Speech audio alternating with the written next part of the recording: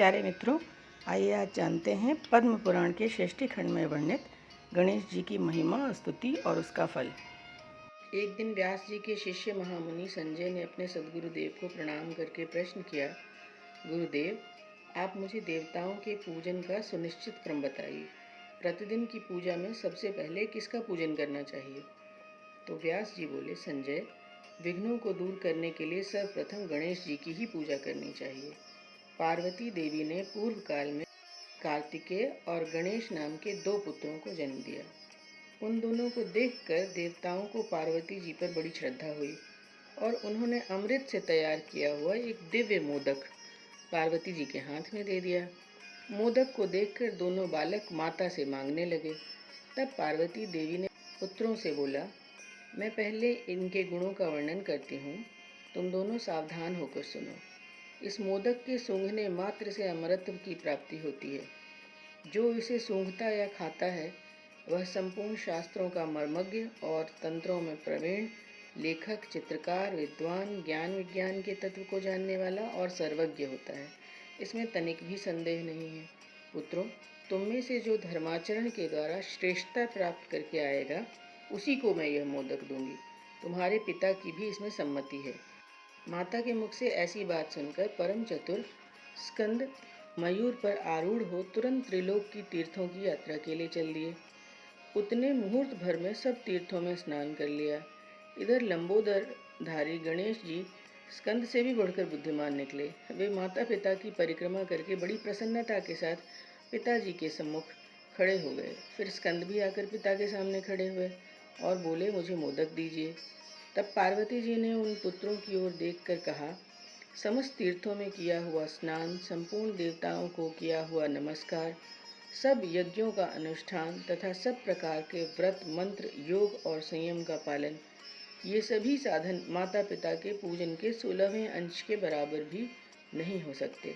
इसलिए यह गणेश सैकड़ों पुत्रों और सैकड़ों गणों से भी बढ़कर है। अतः देवताओं का बनाया हुआ यह मोदक मैं गणेश को ही अर्पित करती हूँ। माता पिता की भक्ति के कारण ही इसकी प्रत्येक यज्ञ में सबसे पहले पूजा होगी। महादेव जी बोले, इस गणेश के अग्र पूजन से ही संपूर्ण देवता प्रसन्न हों। फिर व्यास जी कहते हैं, अतः सब यज्ञों में पहले गणेश जी का ही पूजन करें। ऐसा करने से उन यज्ञों का फल कोटि कोटि गुना अधिक होगा।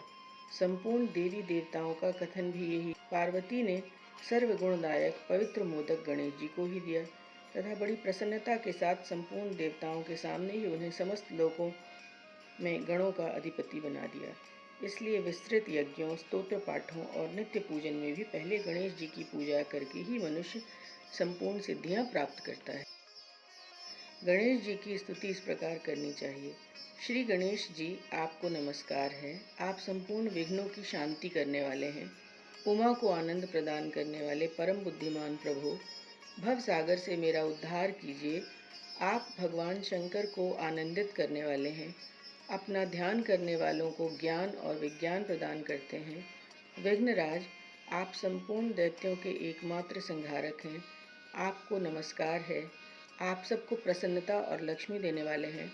संपूर्ण यज्ञों के एकमात्र रक्षक तथा सब प्रकार के मनोरथों को पूर्ण करने वाले हैं। गणपते, मैं प्रेम पूर्वक आपको प्रणाम करता हूँ। जो मनुष्य उपर्युक्त भाव के मंत्रों से गणेश जी का पूजन करता है वह सब पापों से मुक्त होकर स्वर्गलोक में प्रतिष्ठित होता है। गणेश जी के इन 12 नामों का कल्याणमय स्तोत्र सुनिए। उनके 12 नाम हैं गणपति, विघ्नराज, लंबतुंड, गजानन, द्वयमातुर, हेरंब, एकदंत, गणाधिप, विनायक, चारुकर्ण, पशुपाल और भवात्मज। जो प्रातः काल उठकर इन 12 नामों का पाठ करता है संपूर्ण विश्व उसके वश में हो जाता है तथा उसे कभी विघ्न का सामना नहीं करना पड़ता।